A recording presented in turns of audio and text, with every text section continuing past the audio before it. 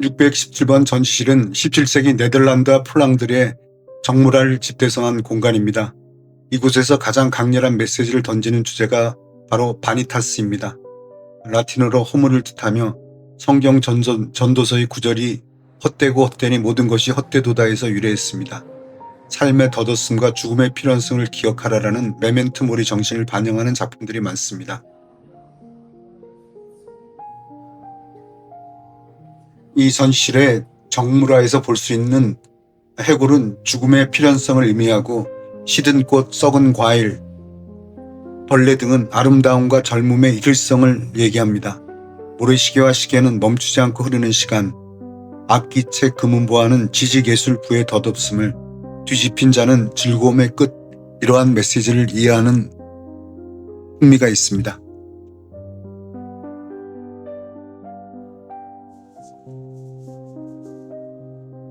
(618호) 전시실의 부제는 Putting on a Show입니다. 공연을 전시하다라는 의미인데요. 그 부제에 걸맞게 17세기 유럽 공장의 화려함과 권위를 극적으로 보여주는 대작들이 전시된 공간입니다. 스승과 제자 사이였던 안소니 반다이크의 우아함과 프랑스 절대왕정의 시각적 기틀을 잡은 샤를르 브랭의 웅장함을 동시에 만날 수 있습니다. 이 방의 작품들은 단순히 인물을 기록하는 것을 넘어 보여주기 위한 의도가 강하게 깔려 있습니다. 어두운 배경과 강한 조명, 화려한 의상, 그리고 인물들의 당당한 포즈는 마치 연극의 한 장면처럼 구성되어 있습니다. 17세기 바로크 시대 예술이 어떻게 통치자와 귀족의 권력과 위험을 선전하는 도구로 사용되었는지 극명하게 보여줍니다.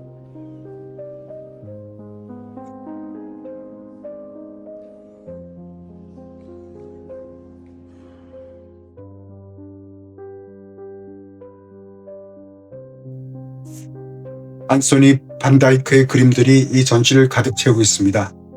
반다이크는 폴랑드르 바로코의 거장으로 벨기에 안트베르펜 출신입니다.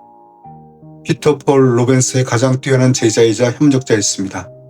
인생의 후반기를 영국 찰스 1세의 수석학으로 보내며 영국 초상화의 전통을 완전히 바꿔놓습니다. 인물을 실제보다 더 크고 우아하게 표현하는 귀족적 초상화의 대가입니다.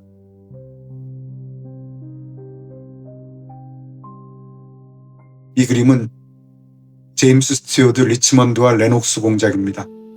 이 초상화는 찰스 1세의 사촌이자 가장 충성스러운 측근이었던 제임스 스튜어트를 모델로 하고 있습니다. 그는 검은색 실크 의상을 입고 있는데 이는 그의 높은 신분과 엄숙함을 나타냅니다. 어깨에 둘러진 은색 별 문양은 영국의 권위 있는 가토 훈장 기사임을 상징합니다. 공작의 오른손이 큰 사냥개 그레이하운드의 머리에 놓여 있습니다. 이는 단순히 반려동물을 보여주는 것이 아니라 군주에 대한 공작의 충성심을 상징합니다. 반다이크는 공작을 약간 아래에서 위로 올려다보는 각도로 그려 그의 우월감과 여유로운 귀족적 태도를 강조했습니다.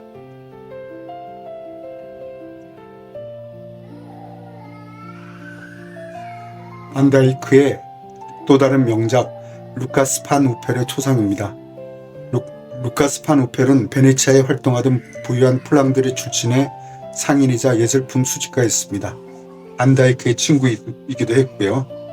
일반적인 정적인 초상화와 달리 의자에서 막 일어나거나 앉으려는 듯한 찰나의 움직임을 포착했습니다. 이는 보는 이와 대화하는 듯한 생동감을 줍니다. 배경의 지구본과 컴퍼스는 그의 해상 무역 활동과 지적인 탐구심을 동시에 상징합니다.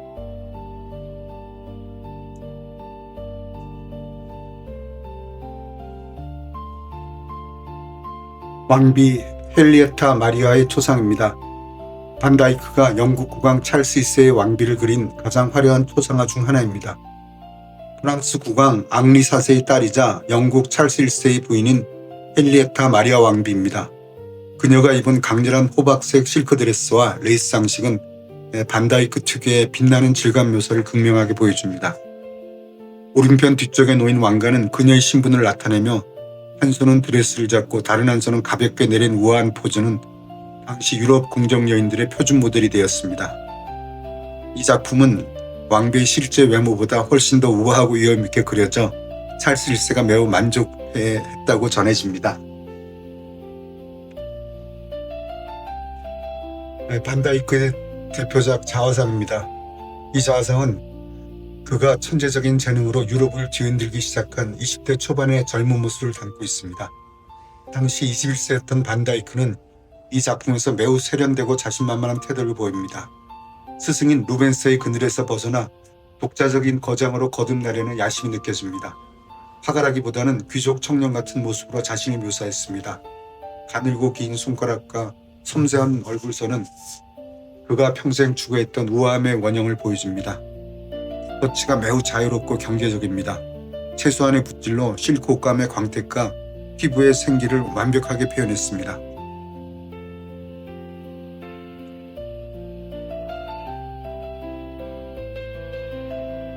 여인의 조상 마르케사 도라초입니다. 제노바의 가장 부유하고 강력했던 도라초 가문의 여인으로 추정됩니다. 당시 제노바 귀족들은 반다이크의 우아한 화풍에 열광했습니다. 화면을 지배하는 짙은 푸른색 커튼과 의상의 색감은 가문의 부와 위엄을 상징합니다. 반다이크는 티치아노와 같은 베네치아 거장들의 색채법을 흡수하여 이처럼 화려한 분위기를 연출했습니다. 모델의 길쭉한 신체 표현과 살짝 고개를 돌린 고고한 표정은 반다이크 초상화의 전형적인 특징입니다. 그녀의 섬세한 레이스 컬러와 보석 장식은 화가의 탁월한 질감 묘사 능력을 보여줍니다.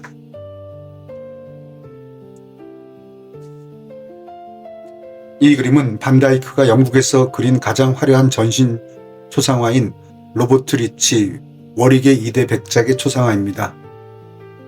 로버트 리치는 당시 영국의 막강한 귀족이자 해군 사령관이었습니다. 또한 미국 식민지 개척에 깊이 관계한 인물이기도 합니다. 이 그림의 백미는 모델이 입고 있는 황금색과 은색이 교차하는 갑옷입니다. 다이크는 금속에 반사되는 빛을 놀라울 정도로 정교하게 묘사하여 백작의 부와 군사적 위험을 동시에 드러냈습니다. 이 초상화가 그려진 시기는 영국 내전의 전운이 감돌 때입니다.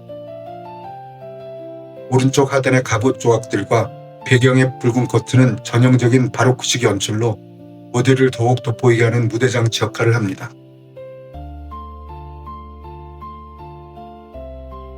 성모와 아기 예수입니다. 이 그림은 반다이크가 초상화뿐만 아니라 종교화에서도 얼마나 탁월한 감수성을 가졌는지 잘 보여주는 작품입니다. 1620년 반다이크가 스승인 루벤스의 작업실을 떠나 영국 런던에 처음 방문했을 무렵에 그려진 것으로 추정됩니다. 루벤스의 역동적인 스타일과 이탈리아 거장 티치아노의 부드러운 색채가 절묘하게 섞여 있습니다. 신성하고 엄숙한 성모자의 모습보다는 어머니와 아이 사이의 따뜻하고 인간적인 교감에 집중했습니다. 성모 마리아가 입고 있는 붉은색 옷과 푸른색 겉옷은 전통적인 성모의 상징색이지만 반다이크는 이를 매우 깊이 있고 보석처럼 빛나는 질감으로 표현했습니다. 배경의 어둠 속에서 인물들이 은은하게 부각되는 조명 방식이 특징입니다.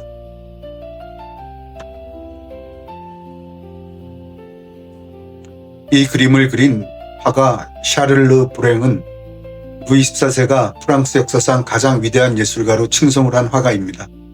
그는 태양왕 루이 14세의 수석 화가로서 베르사유 궁전의 거울의 방과 전체 인테리어를 총괄한 인물입니다. 르브랭은 예술이 왕의 권위를 높이는 도구여야 한다고 믿었습니다. 그는 왕립회화 조각 아카데미를 이끌며 프랑스 고전주의 화풍의 엄격한 기틀을 마련했습니다. 이 그림은 에베르 야바흐 가문입니다. 당시 유럽 최고의 부유한 상인이자 전설적인 예술품 수집가였던 에베르 야바흐와 그의 가족을 그린 거대한 초상화입니다. 화면 속에는 악보, 책, 지구본, 고대 조각상 등이 널려 있습니다. 이는 에베르 가문이 단순히 돈만 많은 것이 아니라 예술과 학문에 깊은 조예가 있는 지식인 가문임을 보여주고 있습니다. 화면 오른쪽 거울을 보면 이 그림을 그리고 있는 샤를르 브랭 자신의 모습이 보입니다. 이는 화가와 후원자인 에베르 사이의 긴밀한 관계를 상징하며 벨라스케스의 시녀들을 연상시키는 고도의 연출입니다.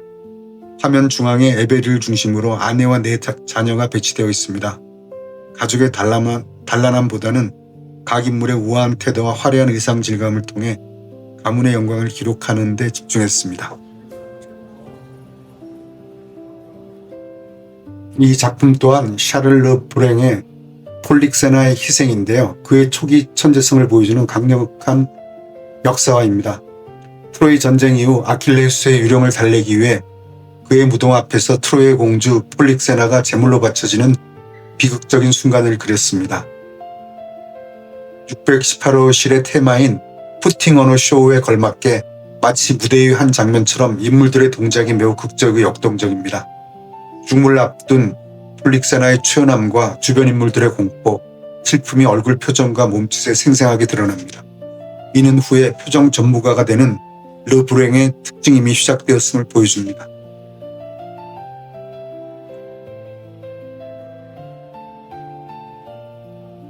이 전시실에는 바로크의 거장 피터 파울 루벤스가 인생 말년에 그린 가장 사적인 동시에 가장 화려한 가족 포상화가 걸려 있습니다.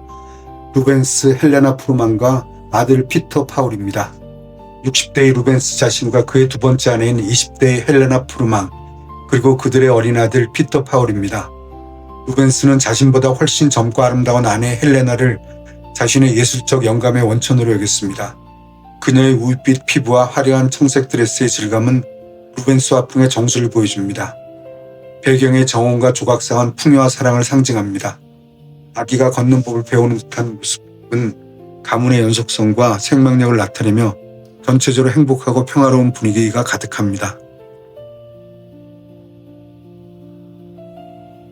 619호 전시실은 스페인 회화의 거장인 매너리즘의 정점에 있으며 바로크 시대의 문을 연 화가인 엘 그레코의 그림들이 많이 전시되어 있습니다. 하지만 가장 눈에 띄는 것은 현대미술의 거장 파블로 피카소의 작품이 이 고전적인 방에 걸려 있다는 점입니다. 피카소의 작품이 엘 그레코와 함께 전시된 이유는 피카소가 엘 그레코로부터 지대한 영감을 받았기 때문입니다. 이를 미술사적으로 전통의 재해석이라고 부릅니다. 젊은 시절 피카소는 마드리드의 프라도 미술관에서 엘 그레코의 작품을 연구하며 큰 충격을 받았습니다. 엘 그레코 특유의 길게 늘어진 신체 비율과 살갑고 푸른 색조는 피카소의 청적 시대의 핵심적인 토대가 되었습니다. 큐레이터들은 피카소를 엘 그레코 옆에 배치함으로써 현대미술은 하늘에서 툭 떨어진 것이 아니라 고전의 파격적인 변형에서 시작되었다는 메시지를 전달하고자 하는 것 같습니다. 재밌는 발상이네요.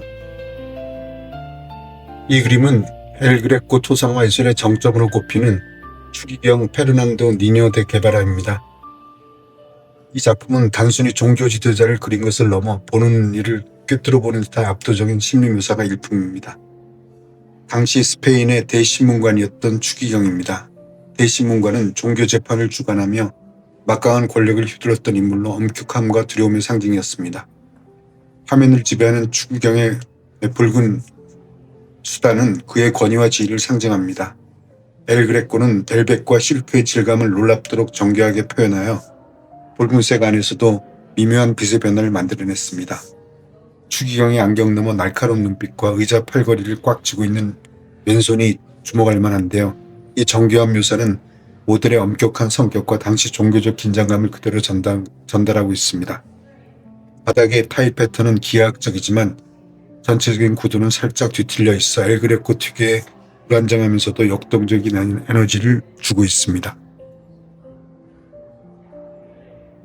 이 그림 노신사의 초상은 엘 그레코가 화려한 종교에도 인물의 내면을 묘사하는 데 얼마나 뛰어난 통찰력을 가졌는지 보여주는 수작입니다. 이 작품은 화려한 배경이나 장식 없이 오직 인물의 얼굴과 표정에만 모든 초점을 맞추고 있습니다. 화려한 의복 대신 단순한 검은 옷과 하얀 레이스 칼라를 입은 이 노인은 깊고 생각에 잠긴 듯한 표정을 짓고 있습니다. 엘 그레코 특유의 길쭉한 얼굴 형태가 인물의 지적이고 고고한 분위기를 더해줍니다. 눈 근처와 이마의 주름, 그리고 듬성듬성한 수염의 묘사는 매우 자유롭고 거친 붓질로 표현됐습니다. 이는 가까이 보면 미완성 같아 보이지만 멀리서 보면 인물의 생명력과 세월의 흔적을 완벽하게 재현합니다. 이 그림 십자가를 진 그리스도입니다. 골고다 언덕으로 십자가를 지고 가는 예수님을 그렸지만 고통스러워하기보다 평온하고 영성 가득한 표정으로 하늘을 우러러보는 모습이 특징입니다. 예수님의 눈에 맺힌 그렁그렁한 눈물은 엘 그레코 특유의 서정적이고 감성적인 표현의 정수를 보여줍니다. 예수님의 선명한 붉은 옷과 차가운 푸른색 배경의 대비가 강렬하며 손가락이 가늘고 길게 표현된 매너리즘 양식이 잘 드러나 있습니다. 이 그림은 엘 그레코가 죽기 직전까지 탐구했던 영적 세계의 절정을 보여주는 작품입니다. 목자들의 경배입니다. 아기 예수가 태어난 밤 목자들이 찾아와 경배하는 순간입니다. 화면 중앙의 아기 예수로부터 빛이 뿜어져 나와 주변 인물들을 비춥니다. 이는 자연적인 조명이 아니라 신성한 영광을 상징합니다.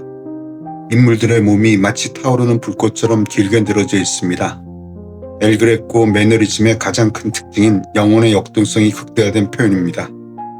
강렬한 붉은색, 푸른색, 노란색의 어두운 배경과 대비되어 환상적인 분위기를 자아내고 있습니다.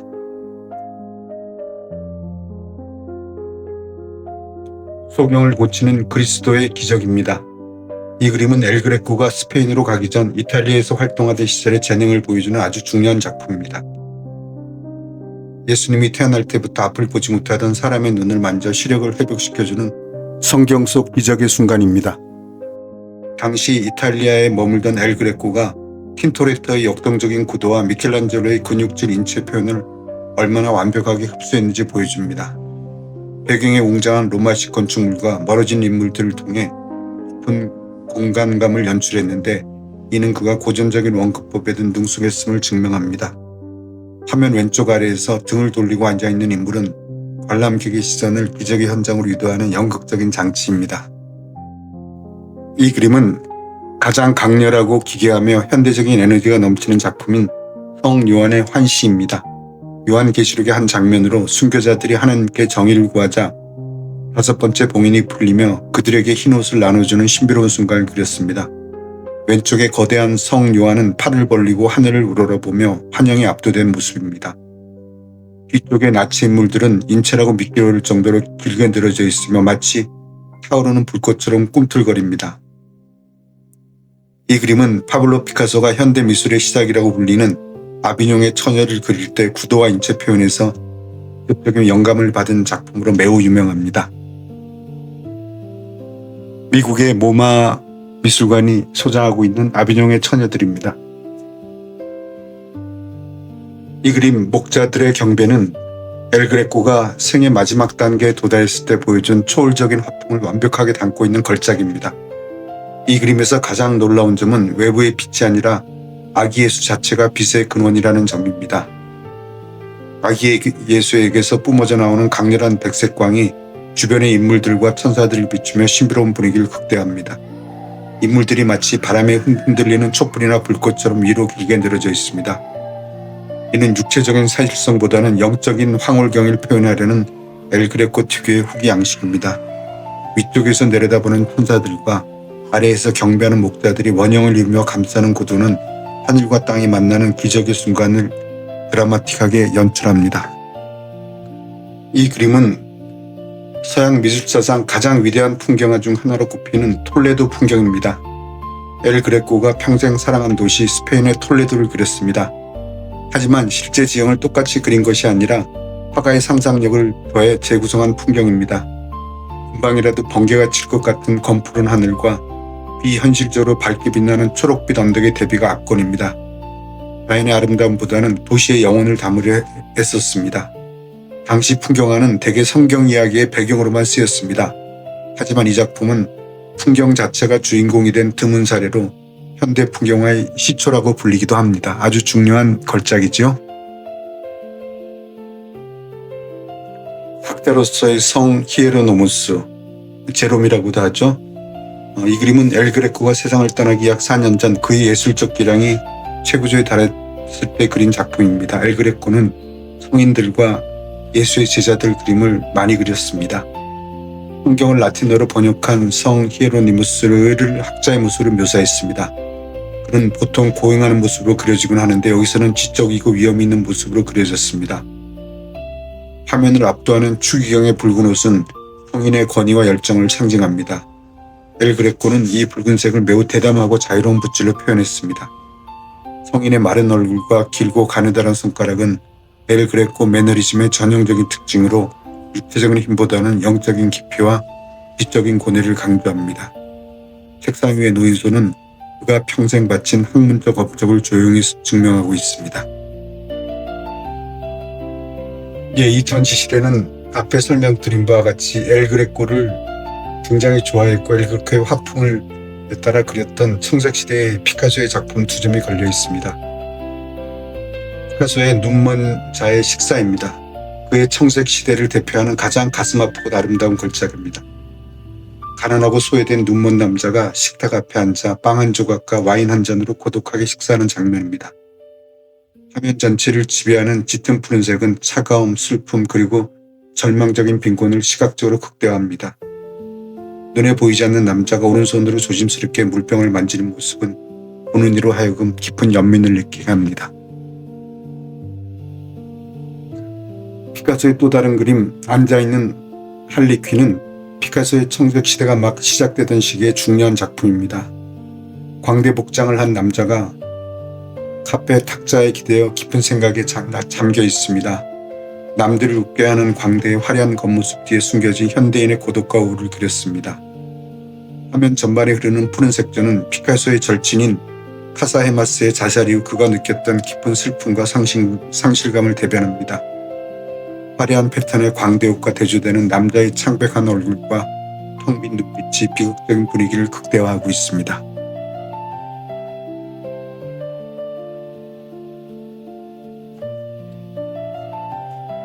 (620번) 전시실은 이탈리안 바로크 시대의 회화들을 잘 보여주는 공간입니다.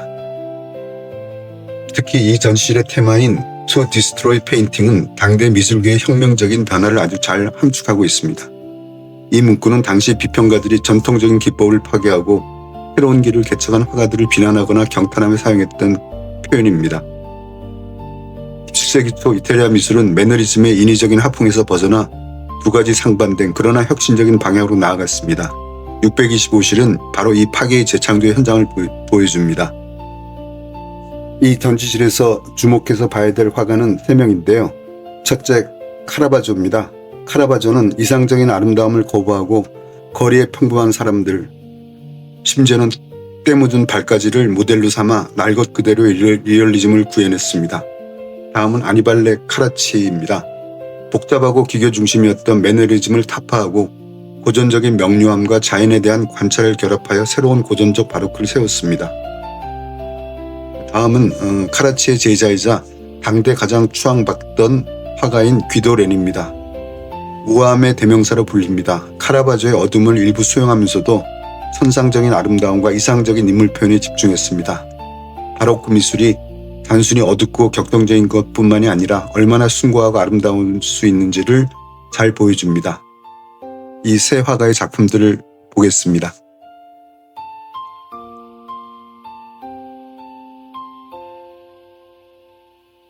바로크의 대표적인 거장 카라바조는 빛과 어둠의 강렬한 대비인 테네브리즘을 통해 관람객을 그림 안으로 끌어들입니다.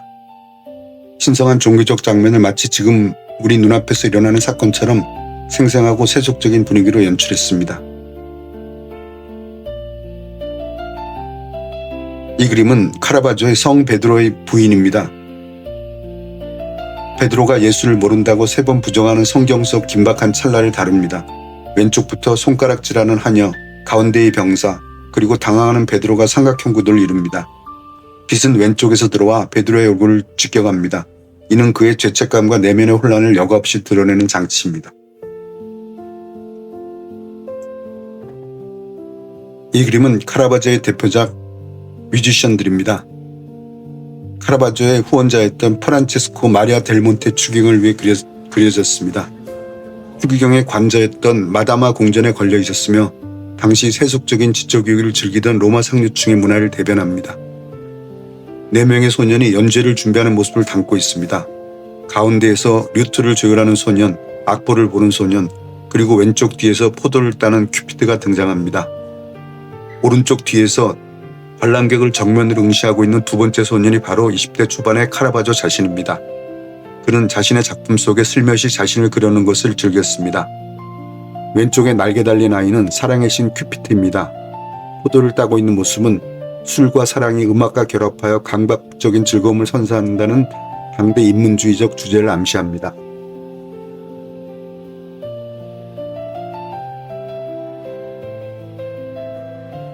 아니발레 카라치의 증언하는 세례 요한입니다. 카라바조의 거친 리얼리즘과는 정반대에 서 있는 고전적 우아함의 정수입니다. 캔버스가 아닌 구리판 위에 그려져 표면이 매우 매끄럽고 색감이 보석처럼 영롱하게 빛납니다. 세례 요한이 광야에서 보라 세상 죄를 지고 가는 하느님의 어린 양이로다 하며 예수를 증언하는 성경의 한 장면을 담고 있습니다. 카라바조의 파격적인 구도와는 달리 안정적이고 조화로운 르네상스적 전통을 계승했습니다.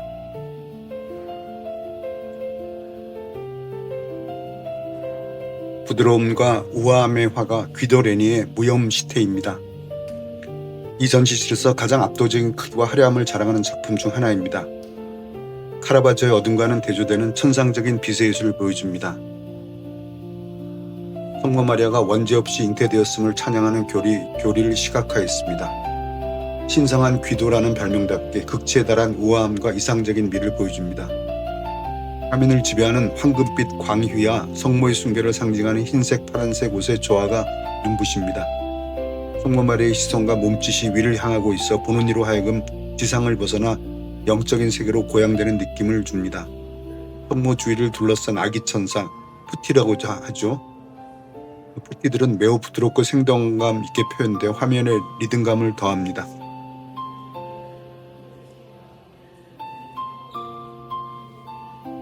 기도 레니의 또 다른 작품 자해입니다. 앞의 성화 무염시태와는 또 다른 훨씬 친밀하고 인간적인 따뜻함이 느껴지는 작품입니다. 그리스도교의 세 가지 덕목 믿음, 소망, 사랑 중 가장 으뜸인 사랑을 의인화했습니다. 전통적으로 사랑인 자해는 여러 아이들을 돌보는 여인의 모습으로 표현됩니다.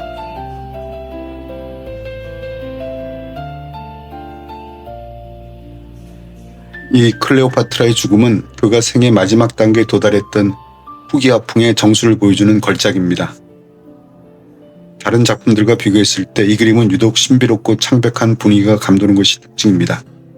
이집트의 여왕 클레오파트라가 독사의 가슴을 물려 자기라는 비극적인 순간을 담고 있습니다. 이 전시실에는 이 세 화가 이외에도 우리에게 생소한 여러 화가들의 작품들이 전시되어 있습니다.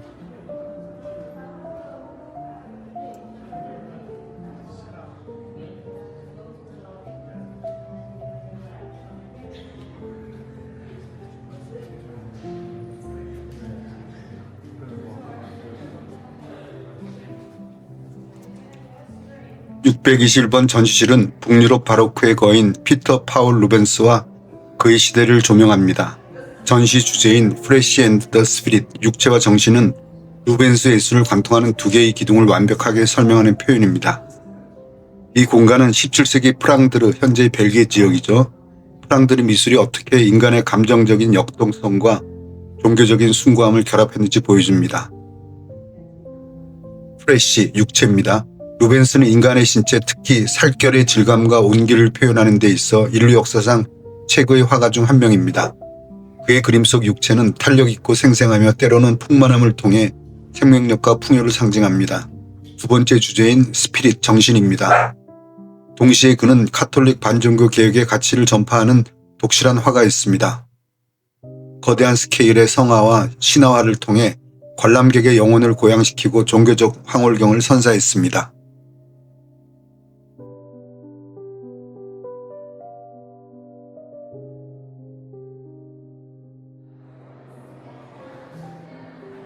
루벤스의 이 그림 늑대와 여우사냥은 621번 전시실에서 가장 역동적이고 거대한 에너지를 품어내는 대작입니다. 굉장히 큰 크기로 실제 사냥터의 긴박함을 실물 크기에 가깝게 재현했습니다.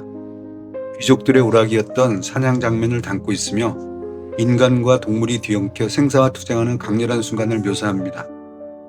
루벤스가 전체적인 구도와 중요한 인물을 그렸고 동물 묘사에 대가했던 동료화가 파울 디 보스 등이 동물 부분을 도와 완성한 것으로 보입니다.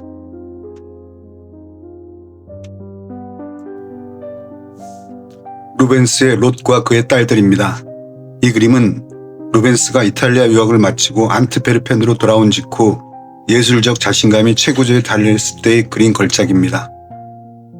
이 전시실의 테마인 육체와 정신 중 특히 육체의 탐닉이 강렬하게 묘사된 작품입니다. 소돔의 멸망 후 동굴로 피신한 롯과 가문의 대를 잇기 위해 아버지를 술에 취하게 한 뒤 유혹하는 두 딸의 논란적인 장면을 담고 있습니다. 인물들이 거의 실물 크기로 그려져 있어 관람객이 마치 동굴 안의 밀실을 훔쳐보는 듯한 은밀한 느낌을 줍니다. 이 그림은 카라바조의 강렬한 명암과 베네치아 화파의 화려한 색채가 루벤스 스타일로 완벽하게 융합된 시기의 작품입니다.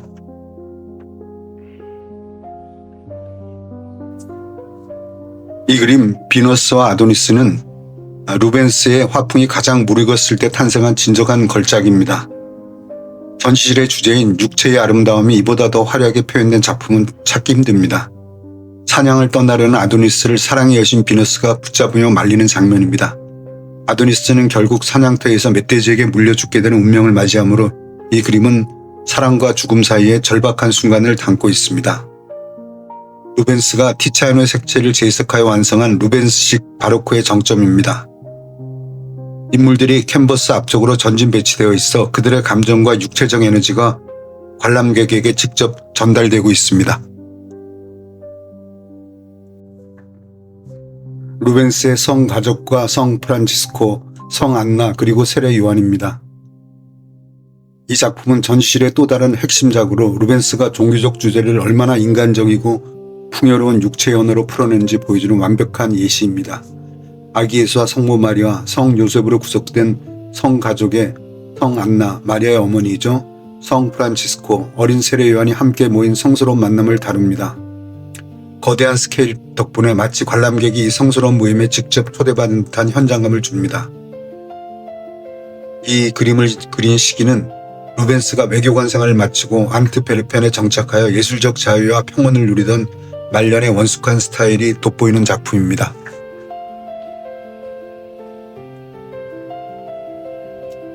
이 그림은 성 가족과 성 엘리자베트, 세례 요한 그리고 비둘기입니다. 이탈리아 유학을 마치고 돌아와 고향 안트베르펜에서 화가로서의 명성이 정점에 달했을 때 그린 그림입니다. 이 시기 루벤스는 이탈리아에서 배운 명암 대비와 풍부한 색채를 북유럽 특유의 세밀한 사실주의와 완벽하게 결합했습니다. 1630년대의 말년작들이 붓터치가 매우 자유롭고 몽환적인 느낌을 준다면 1615년경의 이 작품은 인물의 윤곽이 훨씬 명확하고 단단하게 표현되어 있습니다. 마치 조각 같은 견고함이 느껴지는 시기입니다.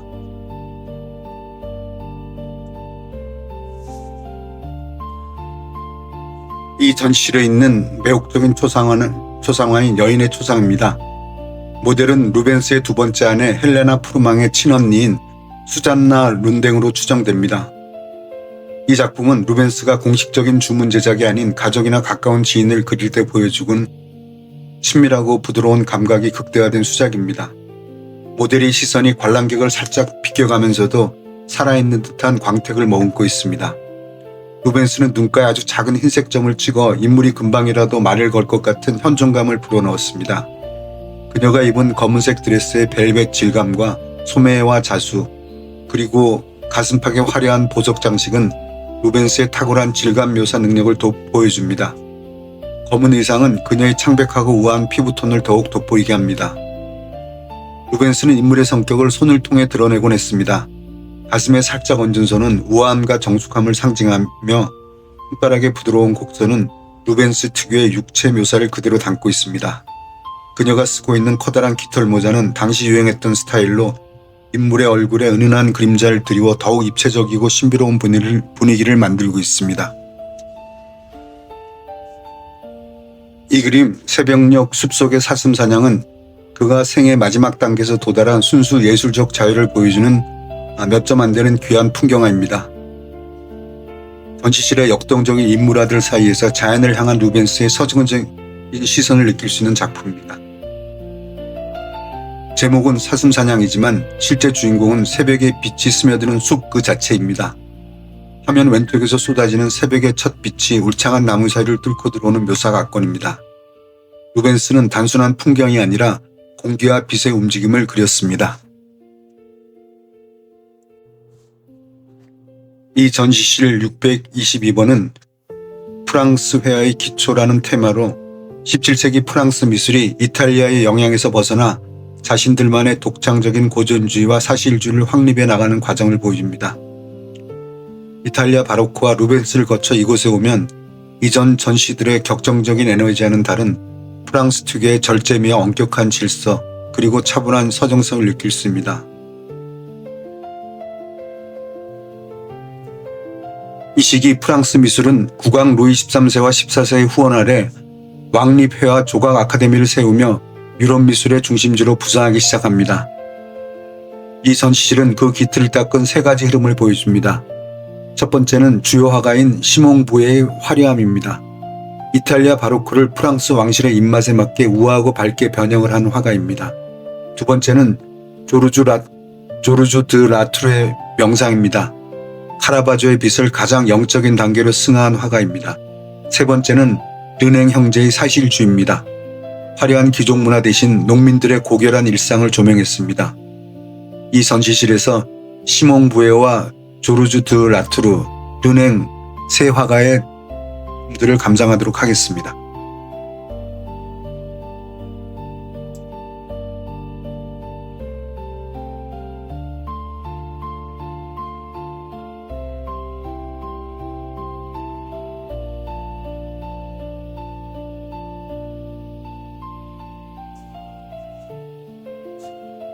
시몽 부에의 기타를 연주하는 여인입니다.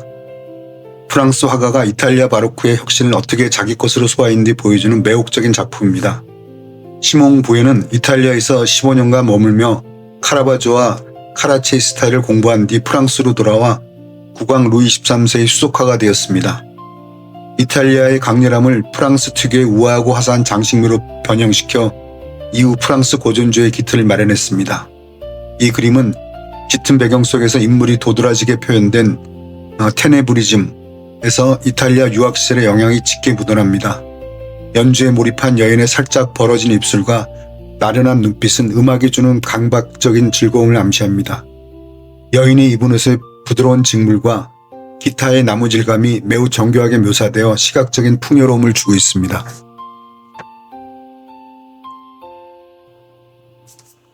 이 그림을 그린 조르주 드 라투르는 카라바조의 명암법을 계승했지만 훨씬 더 정적이고 기하학적인 화풍을 확립한 화가입니다. 사후 오랫동안 잊혔다가 20세기에 들어서야 현대적인 조형미를 인정받으며 프랑스 바로크 최고의 거장으로 재평가받았습니다. 이 그림은 더 포춘 텔러 점쟁이입니다. 화려한 옷을 입은 젊은 귀족이 노파에게 점을 치는 사이 주변의 젊은 여인들이 그의 주머니에서 지갑과 시계줄을 훔치는 긴박한 소매치기 장면입니다. 인물들의 은밀한 손동작과 서로 엇갈리는 눈빛이 압권입니다. 왼쪽 여인의 옆 눈질과 지갑을 빼내는 섬세한 손길을 찾아보는 재미가 있습니다. 라투르의 전형적인 촛불반 풍경과 달리 이 그림은 낮의 빛을 배경으로 합니다. 분홍색, 황금색, 갈색이 어우러진 독특한 색조와 옷감의 정교한 무늬가 매우 화려합니다. 순진한 청년의 허영심과 세상의 영악함을 대비시켜 겉모습에 속지 마라라는 교훈을 담고 있습니다. 이 작품은 조르주 드 라투르의 대표작 참여하는 마리아 막달레나입니다. 이 전시실에서 가장 깊은 정적과 명상을 선사하는 작품입니다. 라투르가 왜 밤의 화가로 불리는지 단번에 이해하게 만드는 걸작입니다. 과거의 화려한 삶을 뒤로하고 광야에서 고생하며 그리스도를 묵상하는 마리아 막달레를 그렸습니다. 라투르는 이 주제로 여러 점의 그림을 그렸는데 메트로폴리탄 미술관의 이 버전은 거울이 있는 막달레나로 불립니다. 촛불 하나가 화면 전체의 빛을 공급하는 야경화 기법의 정수를 보여주고 있습니다. 막달레나의 다리 위에 놓인 해골은 인생의 허무함을 의미하는 바니타스를 얘기하는 소재입니다.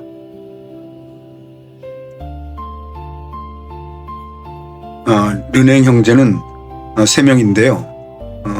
가장 큰 앙투앙 루낭은 장남으로 주로 동판 위에 작고 세밀한 풍속화나 초상화를 그린 데 능했습니다.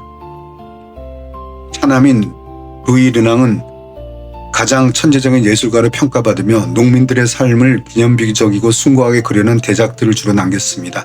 가장 유명하지요. 막내 마티우 르낭은 형들이 죽은 후에도 오랫동안 활동하며 주로 귀족적인 수상화나 종교화를 그렸습니다. 이 그림은 르낭 형제 중에서 맞이인 앙투앙 르낭의 농부의 가족들입니다. 르낭 형제의 그림은 지상의 진실을 탐구했습니다. 화면 왼쪽 아래 앉아있는 아이의 표정을 보면 어른스러운 진잠이 묻어나는 그 얼굴이 17세기 프랑스 민중의 자아상처럼 다가옵니다.